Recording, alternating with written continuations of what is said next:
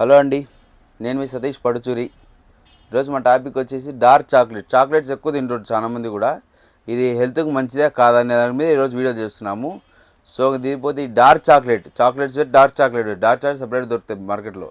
So పోతే ఈ dark chocolate అనేది మనకు కోకోవా అనే ఐటెంతో తయారు చేస్తారు. ఈ డార్క్ చాక్లెట్లో మనకు మ్యాంగనీస్, ఐరన్, కాపర్ ఎక్కువగా ఉంటుంది.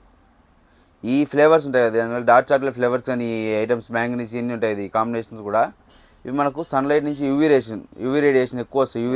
యూవీ రేడియేషన్ రేస్ వీటి నుంచి మనకు ఏదైనా హెల్త్ రిలేటెడ్ ప్రాబ్లమ్స్ రావడం కూడా తగ్గిస్తుంది. Health related problems. ఇంకా పోతే ఈ డార్క్ చాక్లెట్ గర్ల్స్కి చాలా ఇష్టంగా తింటారు.